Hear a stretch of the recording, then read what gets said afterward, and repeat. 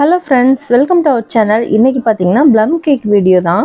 இது ஆக்சுவலாக வந்து கிறிஸ்மஸ்க்கே போட வேண்டியது. என்னால் எடிட் பண்ணி அப்லோட் பண்ண முடியல, அதனால தான் இப்போ அப்லோட் பண்ணுறேன். டேஸ்ட் பார்த்தீங்கன்னா அட்டகாசமாக இருக்கும். வாங்க அது எப்படி பண்ணுறதுன்னு வீடியோவில் பார்க்கலாம். ஃபஸ்ட்டு ஒரு மிக்ஸி ஜாரில் ஒரு 2 துண்டு அளவுக்கு பட்டை சேர்த்துக்கலாம். ஒரு 4-5 லவங்கம் சேர்த்துக்கலாம். இது கூட 3 ஏலக்காய் சேர்த்துக்கலாம். இது இப்படியே பவுட்ரு பண்ணோம்னா நமக்கு சரியாக வராது, அதனால ஒரு ஸ்பூன் சர்க்கரையும் சேர்த்து நல்லா நைஸாக அரைச்சி எடுத்துக்கலாம். இது ஒரு ஓரமாக இருக்கட்டும். ஒரு மிக்ஸி ஜாரில் 1 கப் சர்க்கரையை நான் பவுட்ரு பண்ணி எடுத்துக்கிறேன். பவுட்ரு பண்ணி சர்க்கரையை தனியாக வச்சிடலாம். ஒரு கப்பில் 1/4 கப் அளவில் முந்திரியும் பாதாமும் கட் பண்ணி சேர்த்துருக்கேன். ஒரு 1/4 கப் வந்து டூட்டி ஃப்ரூட்டி சேர்த்துக்கலாம். 1/4 கப் உலர் திராட்சை சேர்த்துக்கலாம்.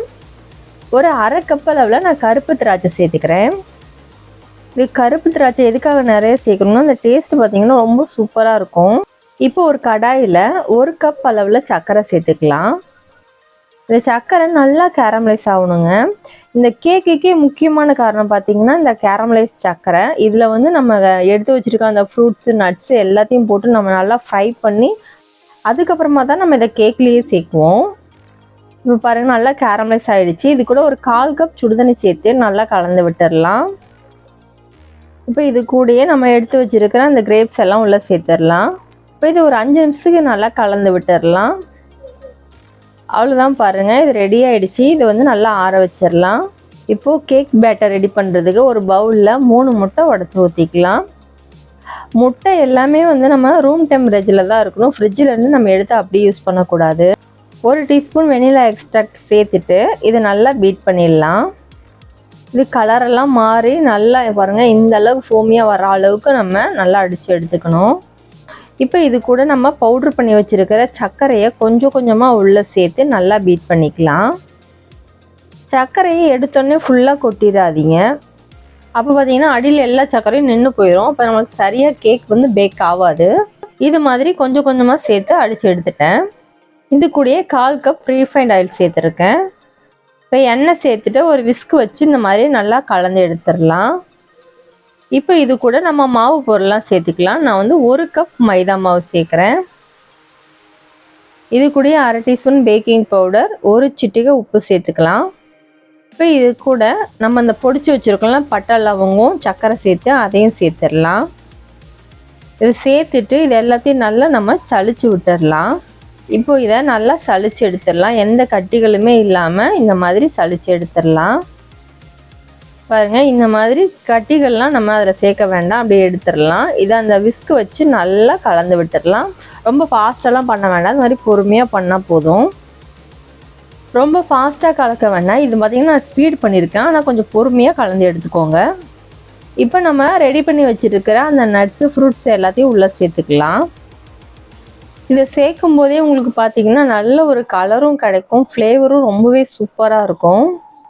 இது கூட இன்னும் கூட லெமன் கிராஸு அது மாதிரிலாம் நீங்கள் சேர்த்துக்கலாம். அது இன்னுமே டேஸ்ட் வந்து டிஃப்ரெண்ட்டாக இருக்கும். இப்போ எல்லாத்தையும் நான் ஒன்றா மிக்ஸ் பண்ணிட்டேன். இப்போ கேக் பேட்டர் நமக்கு ரெடி ஆகிடுச்சு.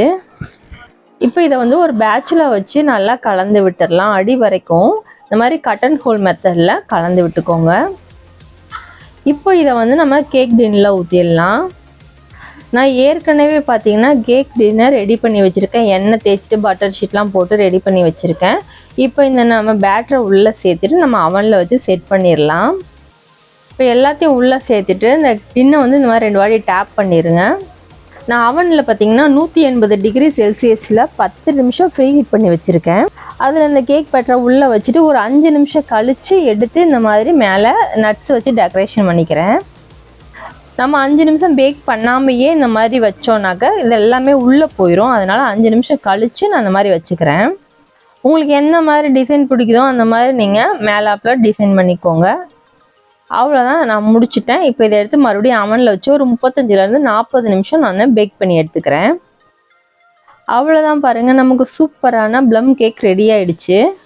இது நல்லா கூலானதுக்கப்புறமா இதை நம்ம டீமோல்ட் பண்ணிடலாம். அவ்வளோதான் பாருங்கள், இந்த மாதிரி ஒரு பிளேட் வச்சு இந்த மாதிரி கவுத்துனீங்கனாலே உங்களுக்கு ஈஸியாக ட்ரான்ஸ்ஃபர் ஆயிரும்.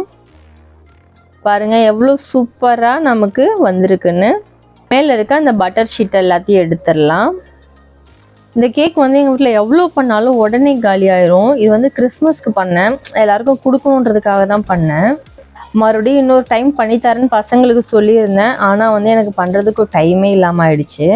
அவ்வளோதான் பாருங்கள், எவ்வளோ சூப்பரான ப்ளம் கேக்கு நம்ம வீட்டிலேயே ரெடி பண்ணியாச்சு. ஹெல்த்தியாக நம்ம வந்து இதே வெளியில் வாங்கணும்னா அவங்க எப்படி பண்ணியிருப்பாங்கன்றது கூட நமக்கு தெரியாது. இந்த மாதிரி நம்ம வீட்டிலேயே செஞ்சு சூப்பராக ஜாலியாக கிறிஸ்மஸ் என்ஜாய் பண்ணலாம். பாருங்கள், கட் பண்ணி காமிக்கிறேன், எவ்வளோ சூப்பராக வந்திருக்குன்னு நீங்களே பாருங்கள். அவ்வளோதான் ஃப்ரெண்ட்ஸ், இதே மாதிரி நீங்களும் ட்ரை பண்ணி பாருங்கள். உங்களுக்கு எப்படி வந்ததுன்ற ஃபீட்பேக்கை எனக்கு கமெண்ட்டில் ஷேர் பண்ணுங்கள் ஃப்ரெண்ட்ஸ். இந்த வீடியோ பிடிச்சி நம்ம சேனலை சப்ஸ்கிரைப் பண்ணி சப்போர்ட் பண்ணுங்கள். தேங்க்யூ ஃபார் வாட்சிங்.